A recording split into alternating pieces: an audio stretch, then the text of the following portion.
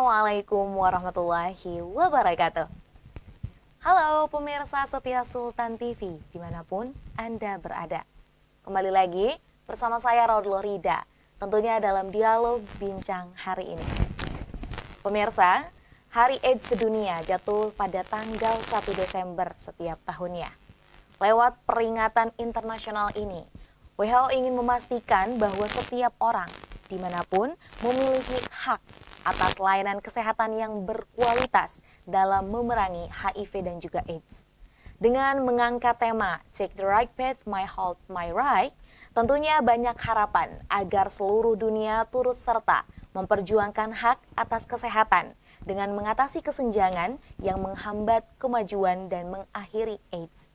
Berkenaan dengan hal tersebut, bagaimana upaya yang dapat dilakukan untuk menuju Banten bebas AIDS? Saat ini di studio Sultan TV telah hadir narasumber kita, Dr. Santoso Edi Budiono, SPDV, Fins Divi, dan FAA Divi, yang juga merupakan sekretaris dari Komisi Penanggulangan AIDS Banten. Kita sapa terlebih dahulu nih. Assalamualaikum Bapak. Waalaikumsalam, salam sehat. Salam sehat. Apa kabar nih Pak? Baik, alhamdulillah. Baik, alhamdulillah. Tadi nih Pak Dokter nih bukan hanya sebagai sekretaris KPA Banten, tapi juga merupakan koordinator bidang advokasi dan juga promosi pencegahan panel ahli di Kemenkes RI. Di Kemenkes RI. Wah, ini banyak banget nih ya Pak ya titelnya. Dan tentunya Pak terima kasih sudah berkenan datang ke studio Sultan TV. Kita mau berbincang nih Pak berkenaan dengan menuju Banten bebas AIDS. Nah ini karena 1 Desember ini tepat menjadi Hari AIDS sedunia nih Pak ya. Kemudian kita bicara dari skup yang kecil lah ini di Banten.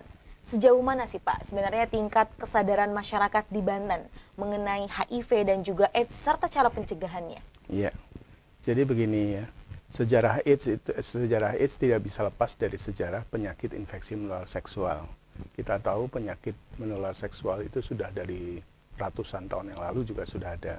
Dan sampai sekarang bukan trennya makin berkurang, rasa-rasanya makin bertambah. Ya. Nah, HIV itu salah satu bagian dari infeksi menular seksual yang baru kemudian jadi perhatian karena kasus pertama tahun 80 itu sekitar di Amerika Serikat, dan tahun 87 itu kita sudah ketemu kasus yang pertama kali di Indonesia. Nah, sejak itu memang kecenderungannya, memang kesannya yang ditangkap oleh masyarakat itu kok makin lama makin bertambah. Sebetulnya bukan makin bertambah, tapi sebetulnya bentuk atau epidemi dari HIV/AIDS itu seperti gunung es. Yang kita lihat hanya ujungnya aja, sementara yang di bawah permukaan itu lebih besar lagi. Sehingga kalau kita bisa temukan dalam jumlah yang lebih besar, itu sebetulnya suatu prestasi kerja. Gitu. Jadi bukannya kok makin memprihatinkan, makin banyak, justru makin banyak ditemukan, kita makin bisa menangani dengan baik dan mencegah penularannya pada orang lain, seperti itu. Nah, sementara kalau di Banten sendiri, yang kita lihat memang layanan sudah makin bertambah, karena sejak KPA atau Komisi Penanggulangan AIDS itu dibentuk di Banten pada tahun 2005, sampai saat ini memang kita sudah tercatat sekitar 16.000 perkiraannya penderita AIDS di Provinsi Banten, dan kita sekarang sudah ketemu sekitar 14.000 sekian sudah bisa kita temukan. Cuma masalahnya dari 14.000 orang yang kita temukan, masih banyak orang yang tidak mau mengakses obat atau bahkan putus berobat. Nah, ini yang kemudian jadi masalah, karena kalau dia tidak akses obat berarti kondisinya makin buruk secara klinis, dan dia kemudian masih bisa menulari pada orang lain. Jadi sebetulnya semakin banyak kita bisa temukan, semakin banyak dia bisa kita ajak untuk berobat secara patuh. Karena pengobatan ini harus diminum seumur hidup obatnya ini. Nah, itu kemudian akan menghalangi kemungkinan dia menular pada orang lain, sebetulnya itu. Tujuannya seperti itu. Jadi memang kalau untuk di Banten sendiri, KPA ini hadir sekitar tahun 2005 ya Pak? Iya, betul. Hingga saat ini, ini membantu para masyarakat yang memang terjangkit HIV dan juga AIDS. Dan untuk kesadaran masyarakat sendirinya di Banten nih Pak khususnya, ini seperti apa? Jadi gini, masyarakat yang kita lihat itu sekarang masih lebih banyak menjauhi orangnya daripada menjauhi penyakitnya. Betul. Justru kalau kita menjauhi orangnya atau menstigma dan diskriminasi, penyakit ini justru akan makin merebak karena orang yang terdampak ini menjadi mungkin ada hambatan untuk menghubungi layanan kesehatan ya, karena takut distigma atau didiskriminasi oleh masyarakat. Oleh karena itu dia mungkin menghilang atau bahkan menjauh gitu. Dan ini justru malah yang membahayakan karena dia masih mungkin menularkan pada orang lain jadinya.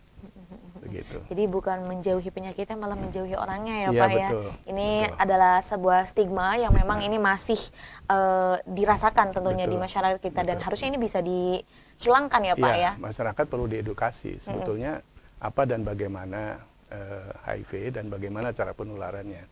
Meskipun dia termasuk penyakit menular, tetapi tidak semudah seperti yang kita bayangkan penularannya. Jadi bukan seperti COVID misalnya, kita bicara seperti ini mungkin sebentar saya udah tertular. Atau flu misalnya itu juga mudah sekali karena melalui udara kan gitu ya. Nah ini penularannya melalui cairan tubuh, terutama darah. Jadi virus ini bersarang di dalam darah. Dan kemudian juga pada cairan mani, cairan vagina, dan air susu ibu yang menderita HIV. Jadi itu yang perlu kita jelaskan. Sementara kita tidak bersentuhan atau tidak mengkonsumsi ya air susu ibu misalnya yang mengandung virus, ya kita tidak akan pernah tertular. Gitu.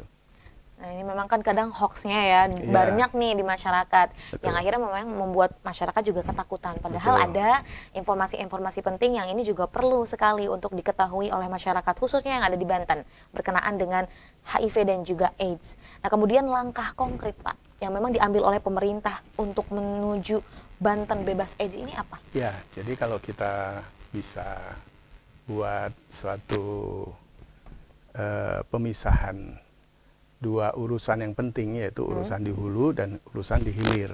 Urusan di hilir itu tugas utamanya Dinas Kesehatan, karena dia tugasnya nanti menemukan, kemudian mengobati dan merawat orang yang sakit. Sementara di hulu itu lebih banyak ke arah sosialisasi, bagaimana kita mencegah, memberikan pemahaman pada masyarakat untuk tidak menstigma diskriminasi. Nah itu mungkin tugas daripada, salah satunya tugas dari Komisi Penanggulangan AIDS dan anggota-anggota yang ada di KPA itu. Karena KPA ini suatu komisi sebetulnya Bu. Jadi komisi yang di dalamnya itu ada berbagai macam organisasi pemerintah daerah, dari mulai pendidikan, agama, terus hubungan, dan tenaga kerja, dan banyak sekali anggota-anggota kita, termasuk juga komunitas dan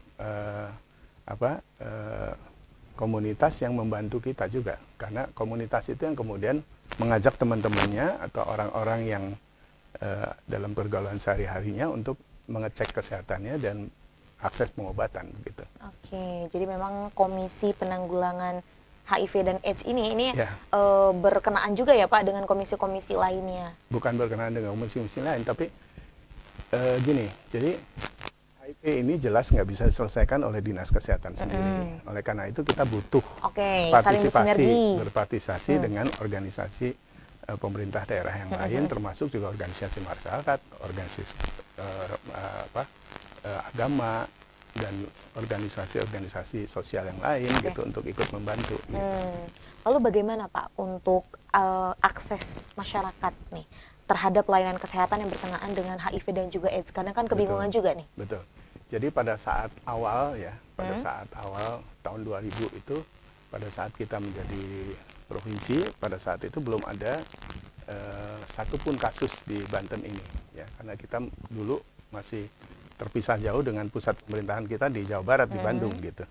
Jadi pada waktu itu belum tercatat adanya kasus, tapi sejak 2005, sejak dibentuknya Komisi Penanggulangan AIDS, ada NGO asing yang kita sebut Global Fund, dia mulai membangun suatu klinik, yaitu klinik VCT namanya ya, jadi untuk konseling dan tes di Rumah Sakit Kabupaten Tangerang.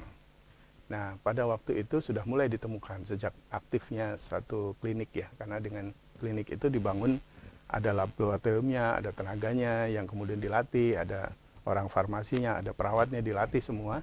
Kemudian kasus makin bertambah saat itu. Nah, pada tahun 2006 saya mencoba untuk melakukan lobby pada petugas Global Fund yang ada di Banten.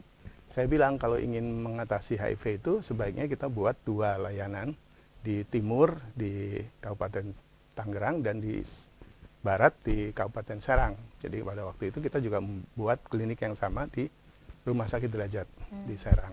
Nah pada waktu itu saya kemudian melakukan kegiatan-kegiatan jemput bola. Jadi saya mencari ke Cilegon, ke Pandeglang, ke Rangkas, masuk ke lapas dan rutan. Nah sejak itu makin bertambah lagi penemuan-penemuan. Lama-lama saya menjadi kewalahan sendiri karena makin banyak pasien ya. Karena pasien baru masih datang, sementara pasien lama juga harus kita tangani kan gitu kan. Makin lama makin banyak. Akhirnya saya membuat proposal untuk melakukan pelatihan pada rumah sakit yang lain. Kita bikin di Cilegon, kita bikin di Rangkas Bitung, kita bikin di Pandeglang. Nah, kemudian setelah mereka bisa beroperasi, pasien-pasien kita yang asalnya dari sana kita kembalikan pada mereka untuk bisa mengakses lebih baik lagi. Karena ini layanannya harus seumur hidup kan itu. Jadi kalau aksesnya jauh kan menyulitkan. Nah, saat ini layanan itu sudah sampai pada tingkat puskesmas.